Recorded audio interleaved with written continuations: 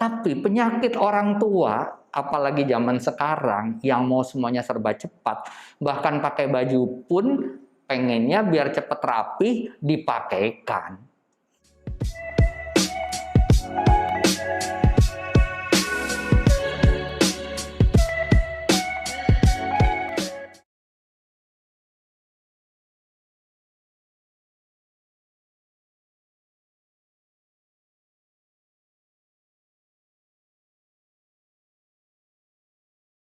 Halo sahabat-sahabat YPC Jakarta, selamat datang kembali di podcast Bincang Seru.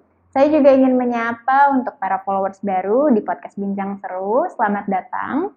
Hari ini sudah hadir bersama kami Bapak Agus Rahman. Bapak Agus, ternyata podcast kita di episode sebelumnya ini lumayan memancing pertanyaan-pertanyaan menarik, Pak. Ada beberapa pertanyaan yang masuk ke dalam sosial media YPC Jakarta. Bisa langsung kita mulai kali ya Pak ya? Boleh. Baik Pak Agus, jadi ada yang bertanya mengenai dukungan untuk anak berkebutuhan khusus. Sebenarnya dukungan-dukungan seperti apa sih Pak yang dibutuhkan oleh anak yang memiliki kebutuhan khusus? Oke, ini pertanyaannya menarik. Pertanyaannya sih pendek ya, tetapi jawabannya luar biasa gitu loh ya. Jadi kalau kita bicara tentang dukungan apa yang bisa diberikan kepada anak kita yang berkebutuhan khusus, satu hal yang harus diperhatikan adalah kita paham betul karakteristik anak. Kalau kita paham karakteristik anak, itu artinya kita paham betul bagaimana sebetulnya anak kita itu. Kebutuhannya apa, kondisinya apa. Jadi, kenapa saya bilang kebutuhan dan kondisi? Karena begini, kebutuhan itu pasti setiap orang punya kebutuhan-kebutuhan yang umum. Kebutuhan makan, kebutuhan berpakaian, kebutuhan berkomunikasi, kebutuhan bersosialisasi gitu ya. Lalu dibandingkan dengan kondisi. Nah, disinilah baru kita melakukan penyesuaian. Kebutuhan makan, semua orang pasti butuh. Lalu kita bandingkan dengan kondisi. Ada kondisi-kondisi yang memang tidak bisa makan makanan-makanan yang umum dimakan orang lain. Mungkin teksturnya harus berbeda, mungkin rasanya harus berbeda, mungkin kandungan-kandungannya yang berbeda karena bisa menimbulkan alergi. Nah, itu adalah penyesuaian-penyesuaiannya. Lalu, yang harus diperhatikan lagi adalah bentuk kepercayaan yang bisa diberikan. Jangan menganggap semuanya itu harus dibantu. Karena anak kita sejatinya adalah individu yang harus berkembang. Maka, ada tahapan-tahapan yang harus juga dipelajari oleh dia. Bagaimana Pak kalau kondisinya anak kita diam saja atau anak kita tidak mau melakukan sesuatu? Kita tetap pancing dia, kita tetap beri stimulasi pada dia untuk dia bisa melakukan aktivitas seberapapun kecilnya respon yang dia lakukan. Tapi penyakit orang tua, apalagi zaman sekarang yang mau semuanya serba cepat, bahkan pakai baju pun pengennya biar cepet rapi dipakaikan. Ya kan? Pengen cepet sepatu dipasangkan. Ya kan? Akhirnya hilanglah ini tahap-tahap untuk menuju kemandirian yang harusnya dimiliki oleh anak. Ini harus diperhatikan. Dukungan ini jangan sampai lupa. Dan yang ketiga adalah keyakinan bahwa anak kita sebetulnya mau. Kadang-kadang kita tuh sulit untuk mengerti bahwa anak kita tuh sebetulnya mau apa enggak sih, nangkep apa tidak sih dengan apa yang kita sampaikan. Jangan salah. Dalam kondisi disabilitas mereka, dalam kondisi berkebutuhan khususnya, sebetulnya anak kita itu punya kapasitas untuk memahami instruksi yang sudah Tuhan kasih. Kita jangan pernah memutus dengan mengatakan bahwa anak kita tuh nggak bisa ngomong, anak kita nggak bisa merespon, anak kita nggak bisa menyampaikan sesuatu. Ya sudah, kalau begitu kita bantu. Bukan itu gitu loh. Respon bisa diberikan sekalipun yang paling kecil adalah dengan kedipan mata.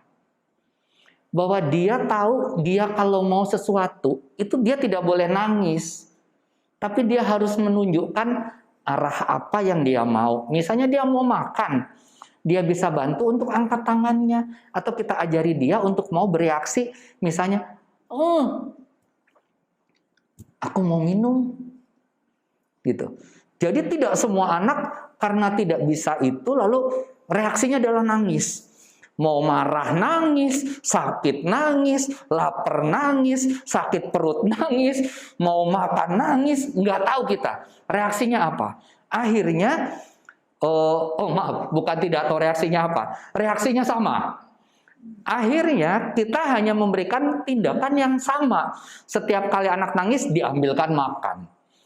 Betul anak kita makan, nangisnya berhenti. Tapi kan anak kita jadi makannya salah, timingnya tidak pas gitu loh.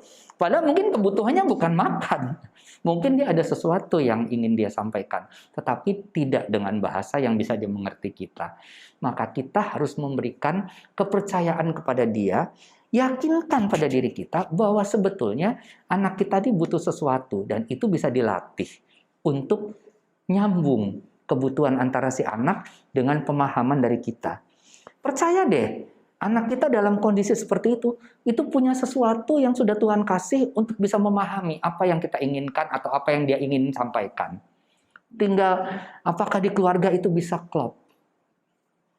Nah, berarti memang benar-benar keluarga itu harus memiliki kepercayaan kepada kemampuan anak ya Pak ya? Iya, itu nomor satu. Bagaimanapun pokoknya kondisinya harus taruh kepercayaan dulu. Iya. Pak Agus, saya jadi penasaran nih Pak. Pak Agus kan sudah lama sekali mengajar untuk ABK ya Pak ya. Apa sih Pak pengalaman-pengalaman yang berkesan yang pernah Pak Agus alami selama mengajar? Oke, ini pertanyaannya nih pendek lagi, tetapi aduh ya. Saya akan cerita 3 hal ya. Yang pertama adalah saya mengajarkan kepada orang tua. Nah, ini dia. Saya mengajarkan kepada orang tua, bukan pada anak loh. Bukan pada anak. Tapi saya mengajarkan kepada orang tua. Karena buat saya adalah tugas guru itu harus bisa mengedukasi keluarga juga. Kadang kita sudah ngajarin anak kita dari A sampai Z, sampai di rumah pelajaran itu hilang semua. Gitu kan. Jadi saya memberikan pemahaman, saya mengedukasi keluarga. Tolong berikan kepercayaan seperti apa yang kami berikan di sekolah. Gitu loh. Saya berikan itu. Saya percaya anak saya bisa. Saya percaya anak saya mau belajar. Saya percaya anak saya mau berusaha. Sekalipun dia tidak bisa menyelesaikan pada waktu itu. Sekalipun prosesnya dia butuh waktu lebih panjang dari temannya yang lain. Sekalipun dia membutuhkan banyak sekali support untuk dia bisa menyelesaikannya. Tapi dia bisa melakukan itu dalam kapasitasnya, dalam keterbatasannya, itu harus dijadikan poin. Karena apa? Biasanya orang tua ingin semuanya cepat. Ingin tidak mau rumahnya berantakan. Ingin pekerjaannya beres. Masih ada hal lain yang harus dikerjakan orang tua. Apalagi kalau misalnya anaknya dilatih atau diasuh oleh asisten rumah tangga atau babysitter. Maunya kalau sudah sore, anaknya sudah mandi, sudah rapi, dan sebagainya. Akhirnya pekerjaan-pekerjaannya masih banyak yang lain. Yang bisa dilakukan oleh anak, akhirnya diselesaikan oleh orang lain. Nah itu beda. Maka anaknya tidak akan pernah belajar untuk bisa menjadi mandiri. Gitu. Anaknya akan selalu berketergantungan gitu loh ya. Karena ketika ada proses yang dia untuk sampai ke situ itu selalu di-cut, selalu dipotong, selalu diselesaikan orang lain, selalu dibantu. Nah, itu sulit. Berikan kepercayaan. Saya ngajarin itu. Nah, yang kedua, saya juga memberikan kesempatan kepada anak untuk belajar mengekspresikan. Itu sulit, karena sekali lagi, belajar mengekspresikan itu adalah sesuatu yang kita kalau bicara kata ekspresi, itu larinya ke verbal. Padahal, tidak semua anak itu bisa, atau bahasanya dibalik ya, pada sebagian anak, itu pasti mengalami kesulitan dalam berkomunikasi secara verbal. Nah, bahasanya lebih enak begitu ya. Kadang-kadang kan orang tua tidak tahu anaknya itu bisa bicara atau tidak. Kadang-kadang orang tua tidak tahu apakah anaknya bisa menyampaikan sesuatu atau tidak. Nah, saya punya pengalaman. Satu hari, terkait dengan kepercayaan dan juga yang tadi ya, kepercayaan sama yang ini, kemampuan untuk mengekspresikan. Saya bersama 2 orang teman guru pergi membawa anak-anak kecil-kecil, jumlahnya 15-17 anak, untuk pergi naik bis sekolah tanpa didampingi orang tua. Nah, pada saat saya mau pergi, tuh mama-mamanya gini, Pak, kita ikut ya naik mobil sendiri, barengan nih. Mama-mama pada naik satu mobil, ngikutin di belakang. Saya bilang, nggak boleh. Saya nggak mau diawasin sama mama. Mama-mama semua nunggu di sekolah. Kami guru bertiga, kita akan berikan video call nanti di kendaraan selama kita pergi. Tahu? Ada anak yang senang menjambak temennya, ada anak yang senangnya menjatuhkan meja, ada anak yang senang teriak-teriak, ada anak yang nggak bisa kontrol emosi, ada anak yang nangis terus gitu. Saya bilang sama teman-teman guru, bertiga nih kita, siap berjibaku, nah, siap mental, siap tenaga, yakin, bismillah kita bisa. Oke. Jadi ini anak-anak, walaupun di kelas duduknya dijarakkan nih, dipisah, tapi dia pada saat naik bis, itu duduknya saya jajarkan. Ketakutan apa yang ada? Mamanya bilang, Pak, nanti anak saya itu menjambak temennya. Ya karena memang di kelas anak itu suka menjambak temannya gitu loh. Pak, anak saya nanti nangis. Pak, anak saya kalau mau pup gimana gitu. Saya bilang, sudah deh mah, pakaikan pampers semuanya, bawakan botol minumnya, bawakan kuenya, percayakan sama saya.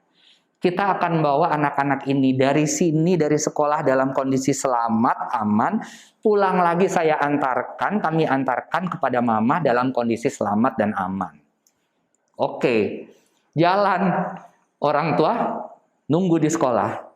Tahu, sepanjang perjalanan, yang biasanya berantem, yang biasanya teriak-teriak, begitu mobilnya jalan tuh semua matanya melotot gitu loh.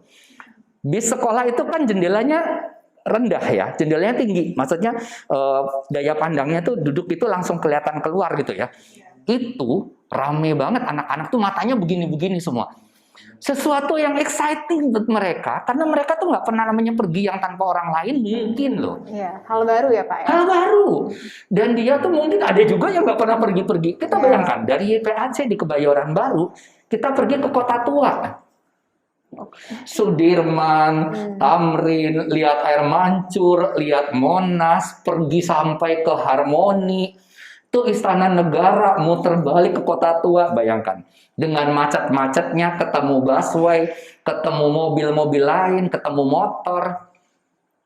Kita video call, teman guru satu video call. Apa yang bisa apa yang Mbak Putri bayangkan dengan orang tua? Khawatir anaknya pasti udah ngapa-ngapain nih, udah jambak, udah dan lain-lain. Jauh sekali, Enggak, tidak ada. Karena kan biasanya seperti itu kan. Tidak terjadi. Gitu. Tidak terjadi. Oh ya. Bahwa itu adalah bentuk kepercayaan pada anak yang harusnya diberikan oleh orang tua.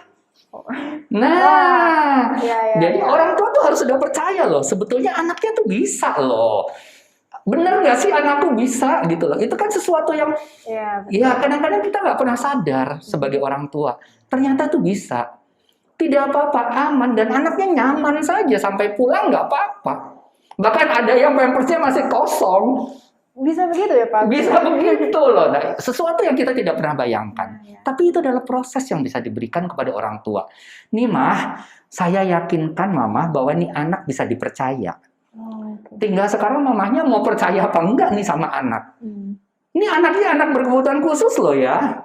Pakai kursi roda loh ya. Wow. Tuh, kadang-kadang anaknya tantrum, tapi ketika pergi itu tidak tantrum sama sekali. Saya juga percaya bukan saya yang mengatur, bukan saya yang menciptakan, tapi Tuhan sudah menurunkan kekuatannya pada saya dan teman-teman guru untuk buktikan Pak Agus bahwa memang bisa seperti itu nih. Supaya ini adalah pembelajaran yang nyata kepada orang tua bahwa sebetulnya kasih kepercayaan sama anak. Ya, gitu betul, loh. betul. Terus saya punya pengalaman lagi nih. Kita kan kadang-kadang tidak sekarang ini di dalam dunia pendidikan tuh bahkan di sekolah tuh sulit untuk membandingkan anak yang satu dengan anak yang lain ya. Itu jadi pertanyaan juga buat kami. Apalagi anak dengan kondisi spesial. Kita membandingkan anak tuh rada-rada susah gitu loh. Karena setiap anak kan punya kondisi yang berbeda-beda, yang unik, yang spesifik gitu loh. Bagaimana kita mau membandingkan anak satu dengan anak yang lainnya? Bahkan di sekolah umum pun sekarang ranking udah nggak ada kan? Iya, betul. Di rapot tuh sudah tidak ada ranking gitu loh. Karena anak akan dinilai sesuai dengan prestasi atau capaian yang dia peroleh gitu loh. Nah, ada standarnya, ada KKM-nya. Standar di kelas harusnya anak itu sampainya di sini, skornya sekian. Tinggal anak bapak atau anak ibu ini sudah sampai di situ, di bawah itu atau di atasnya, kan begitu. Tapi kita tetap butuh pada anak-anak ini kesempatan dia untuk dia bisa bersaing. Nah, apa yang bisa dilakukan? Kami memberikan satu contoh pengalaman. Setiap anak yang menyelesaikan materi, itu mereka berhak mendapatkan bukti pencapaian yang mereka gantungkan di kelas. Jadi, misalnya nih, anaknya Mbak Putri bisa lebih banyak dapatnya, karena dia memang bisa menyelesaikannya. Dia sudah dapat 5 bukti achievement yang bisa digantung di kelas. Sementara anak saya, kenapa baru 3? Ketika temannya menggantungkan, maka dia akan melihat kenapa saya tidak menggantungkan. Dia akan minta, aku mau itu gitu loh. Mungkin tidak dengan ekspresi ngomong, tapi dia akan marah ketika temannya boleh, sementara dia tidak, gitu loh.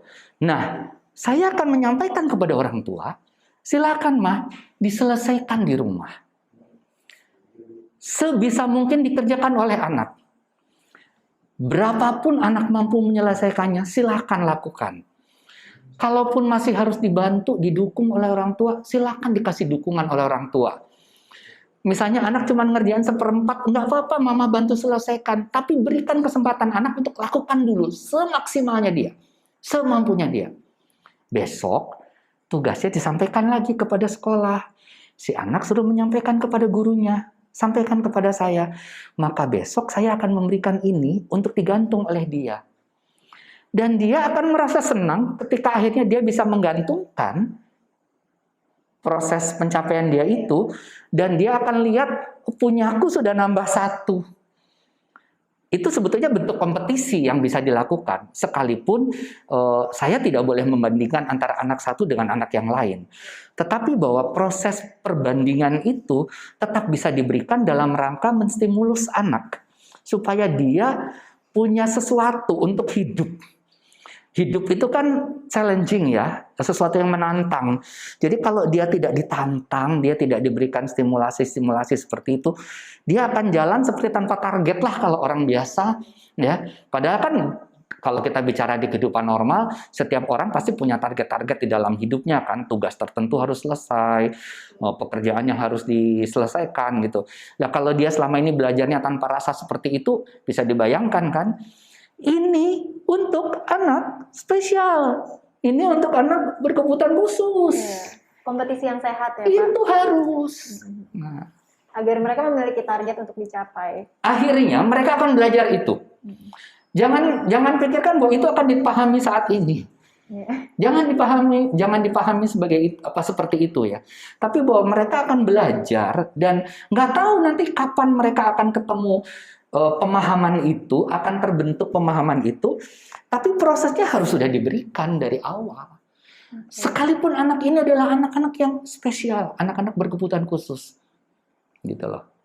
Harus tetap sama ya Pak ya? Kita berikan pelayanan dengan metode yang mungkin ada berbeda, dengan pendekatan yang mungkin agak berbeda. Tapi hal-hal itu, nilai-nilai dalam hidup itu, mereka juga harus dapatkan. Betul. Itu yang harus diingat. Wah, luar biasa banget nih Pak Agus untuk pengalaman-pengalamannya. Dan pastinya masih lebih banyak lagi ya Pak ya, pengalaman menariknya lagi ya di luar dari itu. Percaya deh, pasti banyak. Saya malah sampai bingung mau cerita yang apa gitu loh ya. Tapi itu yang saya bisa sampaikan kepada Mbak Putri dan juga kepada para pemirsa, kepada sahabat-sahabat YPAC bahwa Yang paling utama adalah bagaimana kita bisa membangun kepercayaan kepada kemampuan atau potensi anak kita.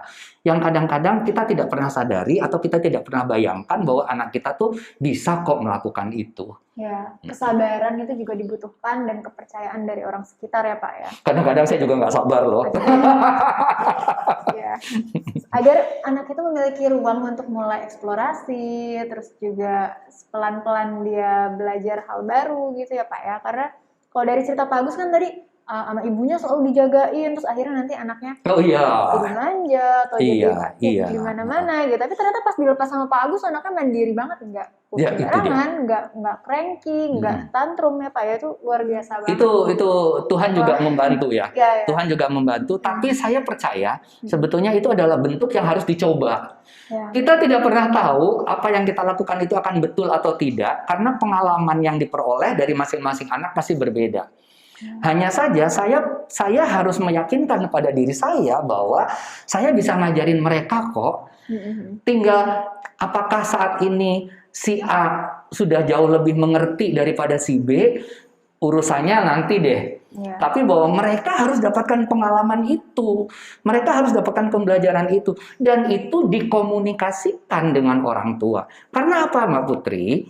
Yang paling sulit adalah ketika kami di sekolah sudah memberikan dari A sampai dengan Z, sementara orang tua tidak tahu, atau mungkin anak kita dibantu di rumah dengan orang lain, dengan neneknya, dengan kakeknya, ada asisten rumah tangga, ada babysitter, ada pengasuh, ada simbo. Sampai di rumah, hal-hal yang diajarkan oleh orang tua kadang-kadang hilang, gitu loh. Itu bukan dukungan, itu bukan support, itu pengen cepat beres. Nah, tapi sampai di rumah, anak lupa lagi kalau dia tadi bisa buka sepatu, lupa lagi kalau dia bisa buka baju sendiri. Nah, jadi memang kita harus sabar-sabar sedikit nih kalau anaknya agak berantakan atau mungkin agak rumahnya jadi diacak-acak. Itu proses mereka lagi belajar hal baru ya Pak. Iya, menuju betul sekali. kemandirian. Nah Pak, sebenarnya pertanyaan selanjutnya masih menyambung ke pola pengasuhan itu sih Pak. Mengenai apa sih komponen dari pengasuhan yang biasanya tuh orang tua suka abai secara nggak sadar gitu. Tapi Pak Agus, kita simpan lagi ya Pak ya pertanyaannya untuk episode selanjutnya. Wah, deng. Masih ada lagi nih episode-episode kedepannya yang lebih menarik. Dan mungkin nanti kita akan menghadirkan bintang tamu lagi yang walaupun ini udah menarik banget tapi pasti bakal menarik ya Pak ya. Dan juga untuk sahabat-sahabat YPJ Jakarta yang mungkin sudah dari kemarin bergabung atau yang baru banget bergabung dengan YouTube channel ini, sama. Jangan lupa tuliskan kalau ada pertanyaan-pertanyaan atau mungkin pengalaman-pengalaman juga dalam ketika mengasuh, bisa share juga ke kita di kolom komentar di bawah video ini. Lalu untuk teman-teman yang lain yang mungkin belum bergabung, jangan lupa untuk klik subscribe, like, share, dan juga komen di bawah video ini ya. Oh, Mbak Putri, boleh nggak? Boleh. Titip di-sharekan atau diinformasikan kepada yang teman, keluarga, rekan kerja. Barangkali ada yang belum tahu tentang YouTube channel kita ini.